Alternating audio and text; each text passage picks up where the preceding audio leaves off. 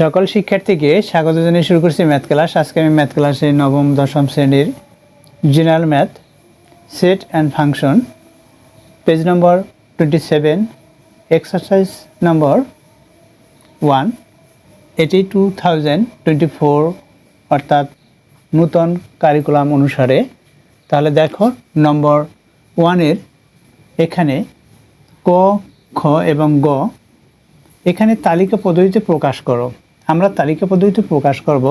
তাহলে লিখি নম্বর ক দেওয়া আছে এ ইকুয়াল, দেখো A equal second bracket x belongs to N বা এপসিলন এন যেন -3 less than x less than equal 5 second bracket in করি। তাহলে দেখো এখানে এক্স এপসিলন এন বা এক্স বিলংস টু এন এটা থেকে আমরা যা অবগত হই প্রথমে সেটার ব্যাখ্যা দিচ্ছি। দেখো আমরা এটা থেকে কি কি পেতে পারি।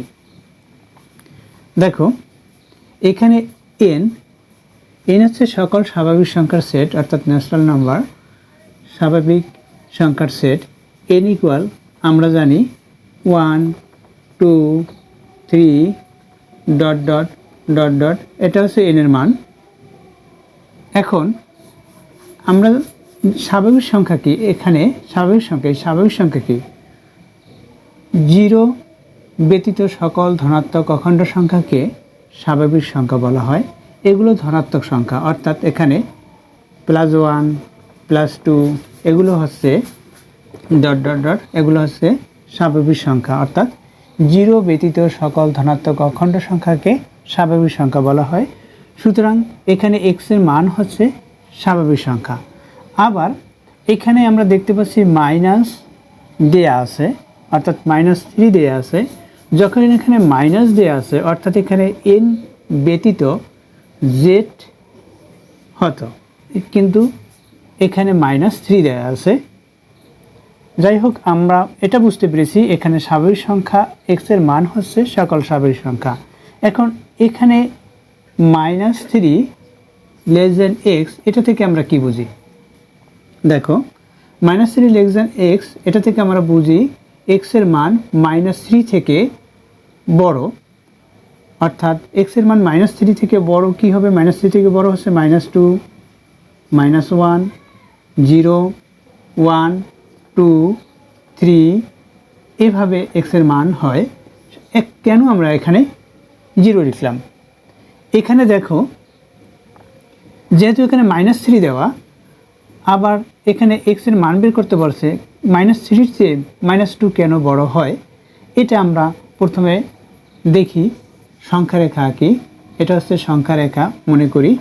এখানে মূলবিন্দু 0, আমরা ডান দিকে ধনাত্মক এবং বাম দিকে ঋণাত্মক অঙ্ক বসাই। এখানে 0-র পরে ডান দিকে ধনাত্মক অঙ্ক অর্থাৎ হচ্ছে 1 2 3 4 এভাবে, এবং বাম দিকে ঋণাত্মক অঙ্ক -1 -2 -3 -4 এভাবে হলো।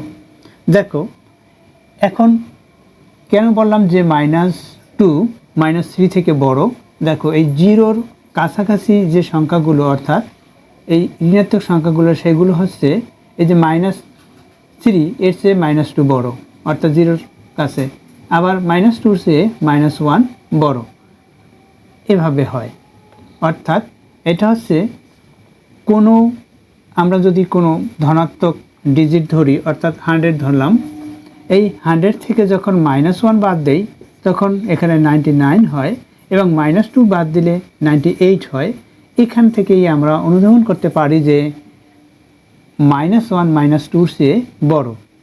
দেখো তাহলে আমরা বুঝতে পেরেছি যে -3 চেয়ে -2 কেন বড় হয়। সুতরাং -3 চেয়ে -2 বড় হয় অর্থাৎ যতই আমরা এই সংখ্যার দিকে যেতে থাকব অর্থাৎ যতই ডান দিকে যেতে থাকবো ততই সংখ্যাগুলো বৃদ্ধি পেতে থাকবে, বাম দিকে যেতে থাকলে সংখ্যাগুলো হ্রাস পেতে থাকবে। সুতরাং আমরা বুঝতে পেরেছি যে -3 চেয়ে -2 বড়। এখানের এই শর্তটার অর্থটা কি সেটা দেখো। তাহলে আমরা এই শর্ত থেকে আমরা কি বুঝতে পেরেছি, এই শর্ত থেকে আমরা বুঝতে পেরেছি যে এক্স এর মান -3 থেকে বড়, অর্থাৎ -2, -1, 0, 1, 2, 3, 4 এভাবে এক্স এর মান হবে। তো কোন পর্যন্ত? এখানে দেখো পরবর্তী শর্ত, অর্থাৎ প্রথম শর্তের দ্বিতীয় শর্ত কি? দ্বিতীয় শর্তে এখানে আমরা দেখতে পাচ্ছি এক্স <= 5। এর অর্থ কি? এর অর্থ হচ্ছে এক্স এর মান 5 অথবা 5 থেকে ছোট। এখানে 5ই বড়, এক্স এর মান 5 অথবা 5 থেকে ছোট। তাহলে কি হবে? এক্স এর মান 5 অথবা 5 থেকে ছোট হবে কি?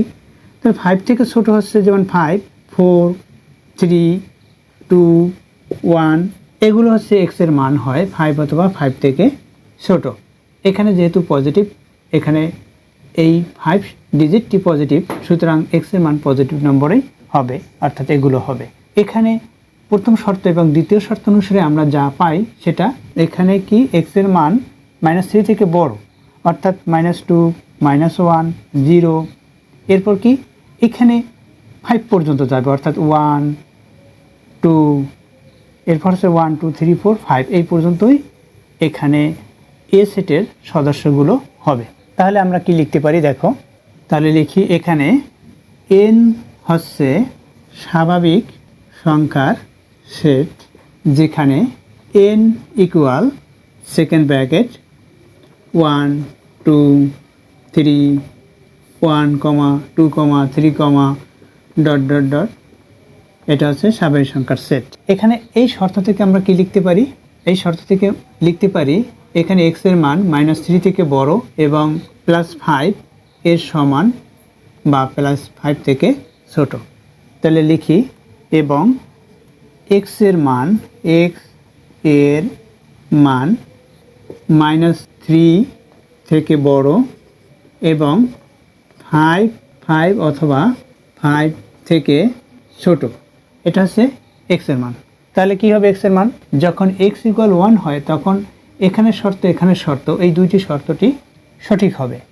দেখো আমরা লিখি প্রদত্ত শর্ত অনুসারে উপাদান সংখ্যা হবে -2, -1, 0 এবং এখানে 5 পর্যন্ত, অর্থাৎ 1, 2, 3, 4 এবং 5 এগুলো হচ্ছে এ সেটের উপাদান সমূহ, অর্থাৎ এটাই তালিকা পদ্ধতিতে প্রকাশ। দেখো এই শর্ত অনুসারে আমরা কি পেতে পারি? এখানে দেখো এখানে -3 x <= 5, অর্থাৎ এখানে x এর মান -3 থেকে বড়, অর্থাৎ -2 হবে, -1 হবে এবং 0 হবে। আবার এখানে <= 5, অর্থাৎ x এর মান এখানে 5 অথবা 5 থেকে ছোট, এখানে 5ই বড়, সুতরাং কি হবে? 1 হবে, 2 হবে, 3 হবে, 4 হবে এবং 5 হবে। সুতরাং এই শর্ত অনুসারে আমরা এটা পাই, অর্থাৎ প্রথম শর্ত অনুসারে আমরা লিখতে পারি এখানে x এর মান এগুলো, অর্থাৎ -3 থেকে বড় যেগুলো লিখেছি, আবার এই 5 পর্যন্ত হবে দ্বিতীয় শর্ত অনুসারে। সুতরাং এটাই হচ্ছে এ সেটের উপাদান সংখ্যা। এখন আমরা এটা কিভাবে লিখতে পারি? আর দেখো ইকুয়াল দেই, এখানে প্রথমে 0 লিখি, তারপর দেখো এখানে +1 এখানে -1, সুতরাং আমরা এখানে +-1 লিখতে পারি, কমা এখানে -2 এখানে +2, সুতরাং আমরা লিখতে পারি +-2। এরপর দেখো 3, 4 এবং 5, অর্থাৎ আমরা এটাও অ্যান্সার লিখতে পারি। এখানে এটা অ্যান্সার অথবা এটাও অ্যান্সার হবে, অর্থাৎ এ সেটের উপাদান সংখ্যা হচ্ছে এগুলো, এটা অ্যান্সার। আশা করি এটি বুঝতে পেরেছো। এতক্ষণ ম্যাথ ক্লাসের সাথে থাকার জন্য সকলকে ধন্যবাদ জানিয়ে আজকের মতো বিদায় নিচ্ছি।